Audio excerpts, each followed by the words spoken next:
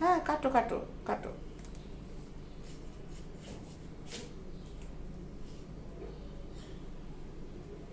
আর কাটার সময় যে ওখানে যে রগটা থাকে না, পাতলা চামড়াগুলো, ওটা ফেলে দিবা।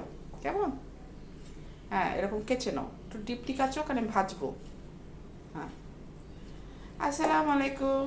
আজকে আপনারা সবাই জানেন আমার জন্মদিন।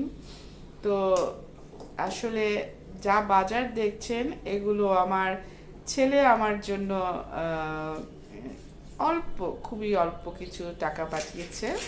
তো তা দিয়ে আমার হাজবেন্ডকে বাজারে পাঠিয়েছিলাম, সেখান থেকে আমার জন্য দুইটা মুরগি, একটা হাঁস, একটা ইলিশ মাছ এবং কিছু চিংড়ি মাছ আনা হয়েছে। সবগুলো ভিডিওতে আমি দেখাতে পারিনি, কারণ সেটা আমি রেখে দিয়েছি।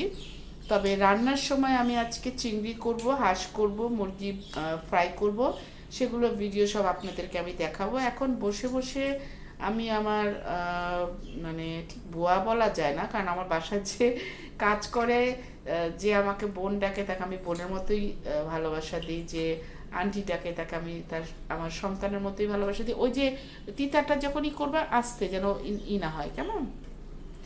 তো এই তো দেখতে পাচ্ছেন, এই হচ্ছে গিয়ে হাঁস এবং মুরগি। এখন মুরগিটা পিস করা হচ্ছে। দরকার হলে মানে যে, হ্যাঁ হ্যাঁ, দু টুকরা করো, দুটো। গিলাটা কিভাবে করবা বুঝছো তো? হ্যাঁ, কলিজিটা দুই টুকরা করো মা।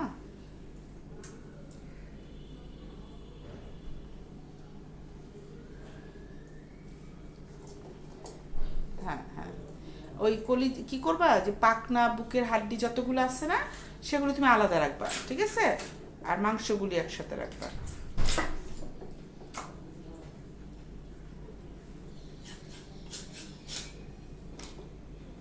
আগে তুমি কুটো কুটো। হাত দিয়ে তুমি নোংরা হাত দিয়ে ধরবা না, কুটো। আমি আসলে দেখছি যে দুটা মুরগিতে কতটুকু মাংস হয়। এখনই কিন্তু ওই যে টান দিয়ে রক টক সব ফেলে দিতে পারো। হ্যাঁ,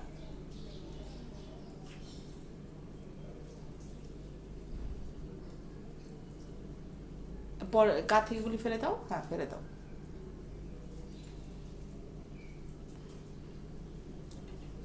হ্যাঁ।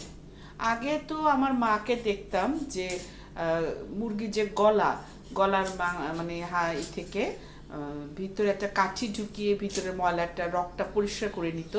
তো এখনকার দিনে আসলে সত্যি কথা বলতে কি আমিও ওটা করি না, ওটা সবই রাখি। কিন্তু কারণ হচ্ছিল কি, বুয়ারা ওভাবে করতে চায় না এখন। হ্যাঁ, ওভাবে করতে চায় না, কারণ তাদের সময় থাকে না, তাদের জীবিকা অর্জনের জন্য তারা বিভিন্ন জায়গায় কাজ করে থাকে, সেক্ষেত্রে। আর আমারও কিছুটা আলসামের জন্য আমার ওটা করা হয় না। তবে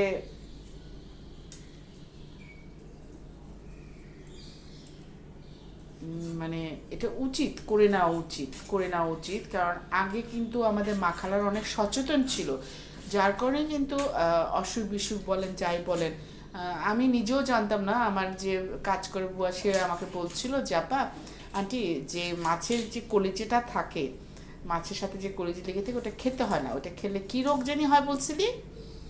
নাকে? ও, মাছতে হয়, গালে মাছতে হয়। মাছের কলি মিশতে হয়, মাছের কলিজিটা খেলে গালে মিশতে হয়, এটা আমি নিজেও জানতাম না। তো আমার খুব শিখার আগ্রহ, তো আমি ওর কথাটা মেনে নিয়েছি। আমি মাছ ধোয়ার সময় আমি মাছের কলিজাটা নিই না, ফেলে দিই। একটাতেই মোটামুটি 1 কেজি হবে না? 1 কেজির উপরে হবে। 1 কেজির উপরে হবে না? 1 কেজির উপরে হবে। তো আপাতত কুটাকাটিটা দেখাচ্ছি। আমার জন্য সে জিরা আর পেঁয়াজ বেটে রেখেছে, যেটা আমার মাংস ভাজার সময় লাগবে, এবং হাঁস রান্না করার সময় লাগবে, এবং চিংড়ির সময়ও লাগবে। তো আজকে আমি যখন রান্না করব, আজকে আপনাদেরকে দেখাবো আমি কি পদ্ধতিতে রান্না করে থাকি, কিভাবে রান্না করে থাকি, চিকেনটা আমি কিভাবে ভাজি। আমি কিন্তু এখনকার দিনে যে চিকেনটা করে, কত কিছু দিয়ে মাখিয়ে তারপর করে, আমি ঠিক সেভাবে করি না।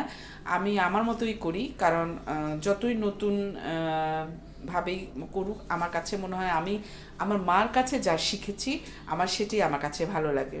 তো আমার আজকের রান্নার ভিডিও পাওয়ার আগ পর্যন্ত আপনারা একটু কষ্ট করে অপেক্ষা করবেন, আমি সময় সুযোগ মতো ভিডিও আপলোড করে দেবো। আপনাদের সকলকে ধন্যবাদ।